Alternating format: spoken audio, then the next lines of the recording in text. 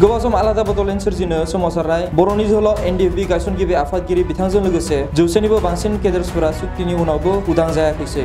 NDFB गायसनगिरि आफादगिरि मानगोनां डिआर नाब्ला थामहिनबा रन्जन दैमारि बिथांजों लोगोसे जौसेनिबो बांसिन केडेट्सफोरा थामथि बर' गोरोबथा बिटिआर रेकर्डनि उनावबो जेलनिफ्राय उदां जायाखैसै। मख'नो गोनांदि आलादा बड'लेण्ड सोरजिनो गावनि जिउखौ हारिनि मुङाव 33 बोसोर गावनि बेसेन गोसा सम आरो जिउखौ बावसोमनानै दावहा नांबोनाय बर'नि जोहोलाव बिथांमोननि नखरनि सोद्रोमाफोरा बिथांमोनखौ उदां खालामनांगौ होननानै चिरां जिल्लानि सिङाव थानाय काजलगाव जिल्ला मावख'नि लांगोनायाव 2 घन्टा सोमावसारनाय हाबाफारि सामलायो आरो काजलगाव जिल्लानि मेजिस्ट्रेट कसिल कलिता बिथांनि आखाइजों भारतनि नखर मन्त्रि मानगोनां अमित शाह, आसामनि गिबि मन्त्रि मानगोनां सर्बानन्द सन'वाल बिथांमोननिसिम गोसोखां लाइजाम गथायो।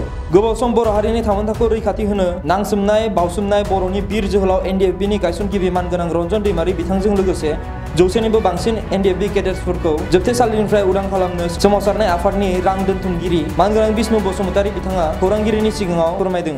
जों आसा खालामदोंमोन थांनाय बोसोराव 2020नि 27 जानुवारियाव मोनसे जि थामथि बर' गोरोबथा जादोंमोन बे थामथि बर' गोरोबथानि गेजेरजोंनो गासै एनडिएफबिफोरा जेसेबां जेलाव दं बिथांमोनहा गोरलैयैनो जेनेरेल एमनेस्टि मोननानै गासैबो उदां जासिगोन होननानै जों आसा खालामदोंमोन।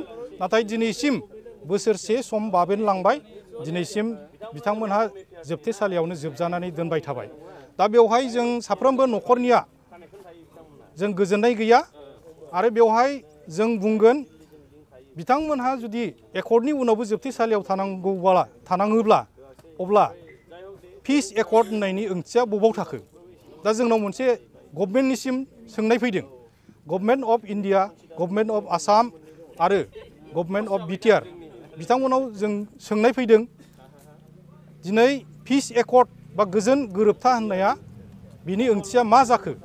दिनै जौसेनिबो बांसिन एनडिएफबिफोरा दिनै मानो जोबथेसालियाव मानो जोबजानानै दोनबावखो? दा बेवहाय जों दुखु मोनदों।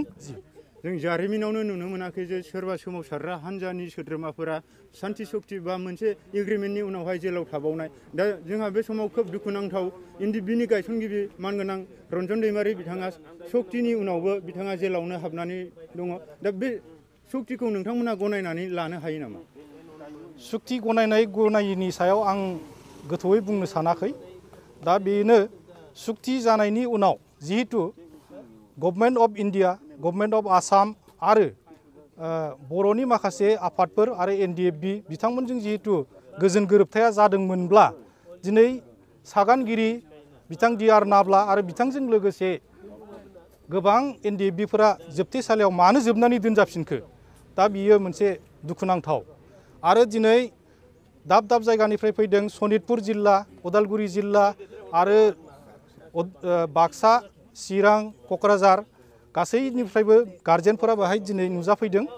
दा दुखु मोनदों बिथांमोनहाबो दिनैसिम गावनि फिसाफोरखौ गावसोर न'खराव मोननो हायाखै। नाथाय सान्ति सुक्तिनि गेजेरजों माखासे समसिम गगोन होननानै आसा खालामनानै दंमोन। नाथाय दिनैसिम बिथांमोनहा गावनि फिसाखौ गावसोर गोबानानै लानो मोनाखिसै बा गावनि बिसिफोरा बिथांमोननि बिसिफोरा दिनै गावनि फिसायखौ फिसाय होननानै गावनि न'खराव मोननो हायाखै। जोबोद दुखुनांथाव। दा बे समाव नोंथांमोननि जिथु गोसोखांलाय गथायनायखौ जुदि सरकारा गनायाब्ला बा बिनि सायाव रेसपन्स होआब्ला फैबाय थानाय समाव नोंथांमोना बे सोमावसारनायखौ माबायदि पर्यायाव लांनो सानदों?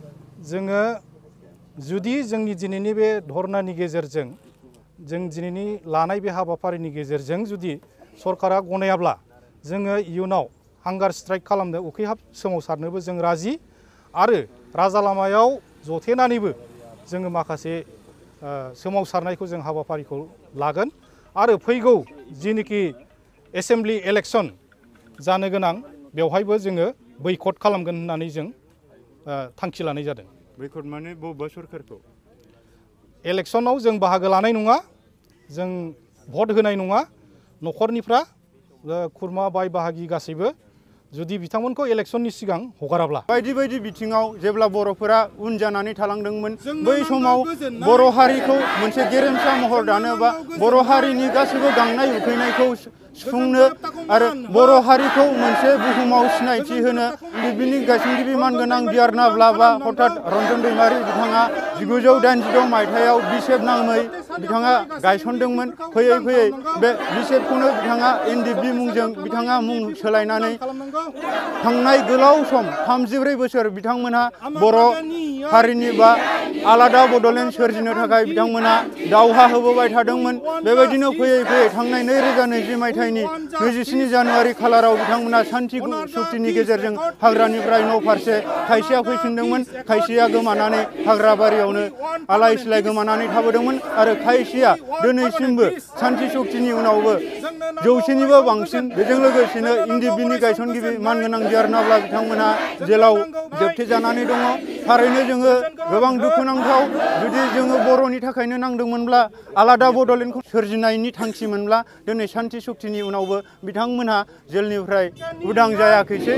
दा बे जेलनिफ्राय उदां जायैखौ दुखु खालामनानैनो जोबथेसालियाव जोबनानै दोनजानाय एनडिएफबि न'खरनि सोद्रोमाफोरा दिनै काजलगाव डिसि अफिसनि लांगोना मोखाङाव बिथांमोनखौ उदां खालामनांगौ होननानै दिनै बेयाव सोमावसारनाय हाबाफारिखौ सामलायदों।